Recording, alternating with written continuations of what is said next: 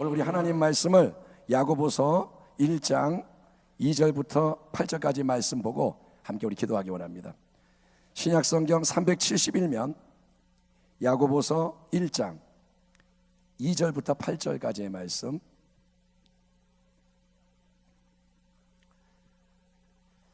찾으셨으면 야고보서 1장 2절에서 8절 교독하겠습니다. 2절입니다. 내 형제들아, 너희가 여러 가지 시험을 당하거든 온전히 기쁘게 여기라. 3절, 이는 너희 믿음의 시련이 인내를 만들어내는 줄 너희가 알미라. 인내를 온전히 이루라. 이는 너희로 온전하고 구비하여 조금도 부족함이 없게 하려 함이라. 너희 중에 누구든지 지혜가 부족하거든 모든 사람에게 후히 주시고 꾸짖지 아니하시는 하나님께 구하라. 그리하면 주시리라. 오직 믿음으로 구하고 조금도 의심하지 말라. 의심하는 자는 마치 바람에 밀려 요동하는 바다 물결 같으니 이런 사람은 무엇이든지 주께 얻기를 생각하지 말라. 같이 읽겠습니다. 두 마음을 품어 모든 일에 정함이 없는 자로다. 아멘. 오늘 말씀의 제목은 믿음으로 참 항상 승리하는 믿음의 가정이 됩시다. 한번 따라 합시다. 항상 승리하는 믿음의 가정이 됩시다. 오늘 13명의 가족이 함께 나와서 찬양을 드렸습니다. 제가 이 따님네 되는 이제 그 사업장에 신방을 갔을 때 이렇게 알게 된 게, 이 가정에 아들, 딸이 5명이 있다. 그래서 깜짝 놀란 거예요. 요즘은 결혼도 안 하려고 그러고, 결혼해도 아기를 안 낳으려고 그러고, 나도 하나나 둘 낳으면 단데 무려 5명이나 낳았다 그래가지고 깜짝 놀래가지고 그렇게 많아요? 그랬더니 우리 오빠도 다니고 막 이러는 거예요. 그래서 특성을 좀 하면 어떨까요? 가정의 달. 그랬더니 우리 장구 치신 권사님이 보니까 그 용기를 내셔서 이제 하자 이렇게 해서 오늘 찬양을 하게 됐습니다. 찬양을 부탁하면서 이런 마음도 들었습니다.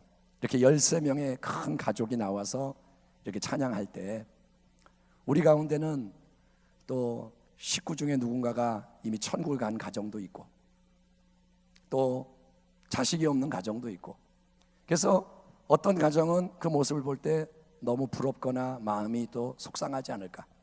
근데 여러분, 우리가 주 안에서 배워야 할 진리는 뭐냐면 절대로 남하고 비교하지 말라는 겁니다. 아멘.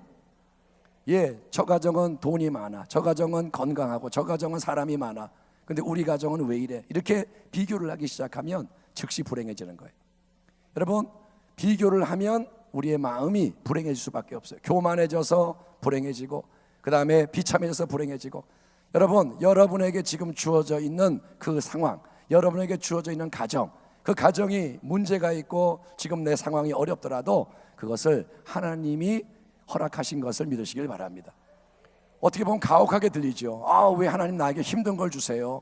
왜 나는 이래야 돼요? 그런 기도를 할 수 있습니다. 그리고 그걸 하나님께 호소하는 건 괜찮아요. 여러분, 그런데 주님의 뜻은 뭐냐면 너는 그 자리에서 빛나야 한다. 그 자리에서 너는 믿음으로 승리해야 한다. 하나님의 뜻은 그건 거예요. 자꾸 딴 데 보면서 나는 왜 이럴까? 그러면 그 마음은 믿음의 마음이 아닌 거예요. 그러면 그 마음은 무너질 수밖에 없고 마귀가 역사할 수밖에 없고. 그래서 여러분은 13명의 가족을 보면서 하나님의 이름으로 축복하시고, 저 가정은 그렇게 많은 식구가 찬양하니까 좋다.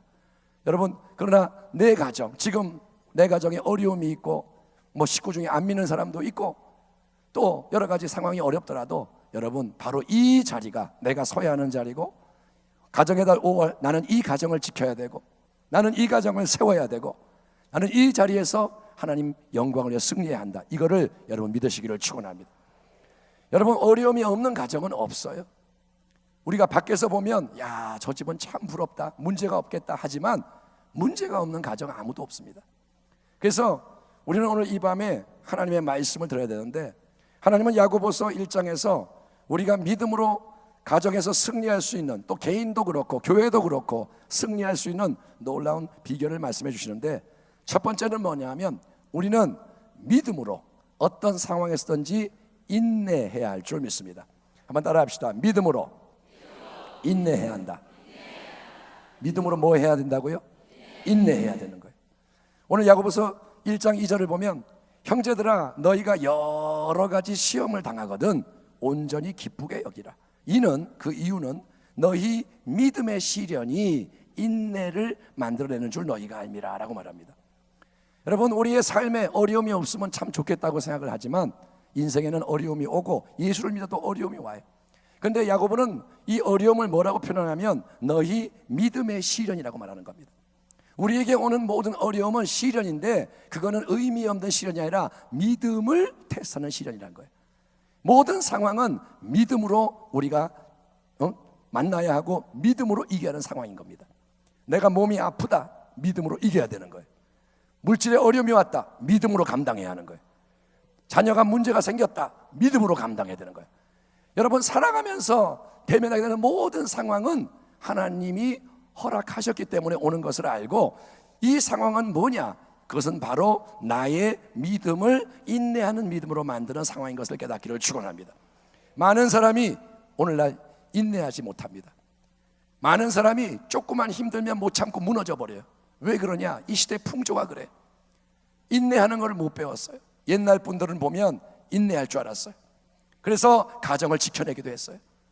온갖 시련을 당하면서 옛날에 어머니들 얘기 들어보면 구박을 받고 학대를 당하고 그래도 내 집 내가 지켜야지 그렇게 해서 믿음이 있는지 몰라도 인내하면서 그 가정을 세웠는데 오늘날은 조금만 어려우면 때려쳐버리고 조금만 어려우면 도망가버리고 조금만 어려우면 화를 내고 그렇기 때문에 많은 게 무너집니다. 왜 인내를 못하느냐? 인내하는 걸 안 배운 거예요.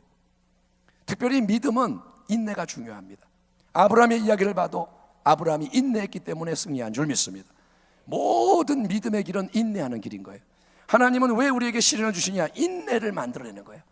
어려움이 올 때 참는 것을 배우고 그렇게 인내를 하면 이제 어떤 일이 일어나느냐? 우리가 온전하고 구비하여 조금 더 부족함이 없는 믿음의 사람이 되는 줄 믿습니다. 어려움을 만나서 인내할 때 내 속이 변화가 되는 거예요. 아멘. 하나님의 가장 귀한 뜻은 나를 변화시키는 겁니다.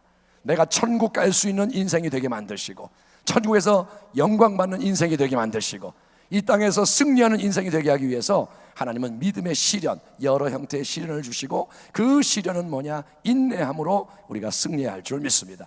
한번 따라하겠습니다. 하나님, 인내함으로 승리하기 원합니다. 지금 여러분이 서 있는 그 자리가 뭐냐? 인내해야 하는 자리인 거예요. 도망가지 마세요.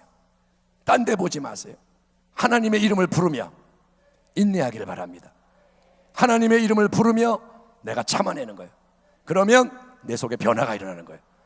예, 하나님은 그 속에서 일하시는 거예요. 두 번째, 우리가 믿음으로 승리하려면 어떻게 되냐? 믿음으로 하나님의 지혜를 구해야 할 줄 믿습니다. 한번 따라합시다. 하나님, 지혜를 주시옵소서. 여러분, 우리가 어려움을 만날 때 인간의 지혜로는 할 수가 없게 됩니다.